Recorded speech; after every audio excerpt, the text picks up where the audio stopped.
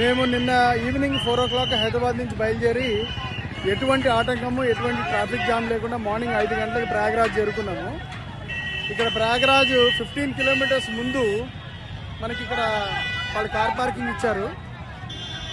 అక్కడి నుంచి ఉత్తరప్రదేశ్ గవర్నమెంట్, యోగి గవర్నమెంట్ మనకి ఫ్రీ బస్సులు ఏర్పాటు చేసింది. అది ఘాట్ దగ్గర ఘాట్ దాకా వచ్చింది. 1 kilometer నడిస్తే చాలు. మీరు ఈ టీవీ న్యూస్లో, యూట్యూబ్లో వచ్చే మాటలు, ఆ వార్తలు నమ్మి మీరు ఇక్కడికి వద్దాం అనుకున్న వాళ్ళు మానుకున్నట్టున్నారు. మేబీ మొన్న 300 kilometers ట్రాఫిక్ జామ్ అవటం, అది వీకెండ్ అవటం వల్ల అట్లా అయిందేమో.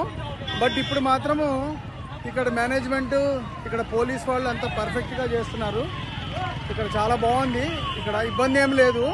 మీరు ఎవరైనా రావచ్చు. ఎందుకంటే గవర్నమెంట్ ఇన్ని ఫెసిలిటీస్ పెట్టిందే అందరూ వచ్చి పుణ్యస్నానాలు చేయమని చెప్పడానికి. కానీ ఉత్తరప్రదేశ్ గవర్నమెంట్ ఎవరిని రావద్దన్నది, వెహికల్స్ తీసుకురావద్దన్నది, వెహికల్ బ్యాన్ పెట్టారు. అవన్నీ అపోహలు. అవన్నీ దయచేసి నమ్మకండి. ప్రయాగరాజ్లో ఘాట్ దగ్గరికి నేను పుణ్యస్నానానికి వెళ్తున్నాను. ఇక్కడ జనాలు అయితే ఉన్నారు. వాళ్ళ పౌర్ణమి కాబట్టి జనాలు ఉన్నారు. బట్ ఈ విషయం ఏంటంటే మన అందరికీ తెలియజేయవలసిందిగా కోరుతున్నాను.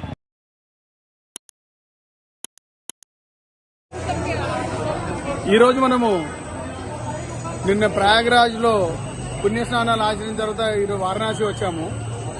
వారణాసి నిన్న రాత్రి చేరుకున్నాము. మొత్తం ప్రయాగరాజ్లో ఉన్న పబ్లిక్ అందరూ దాదాపు ఇక్కడ వారణాసి వచ్చినారు. ఇప్పుడు ఇందాక ఘాట్ దగ్గర కూడా చూసాం మనము. ఘాట్ దగ్గర దాదాపు మనకి ఏంటంటే 15 లక్షల మంది ఘాట్ దగ్గర కనిపించారు. ఇక్కడ కూడా అదే పరిస్థితి. ప్రస్తుతం కాశీ విశ్వనాథ్ మందిర్లో దర్శనం చేసుకోవడానికి దాదాపు 14 నుంచి 15 గంటలు పడుతుందని చెప్పి అన్నారు.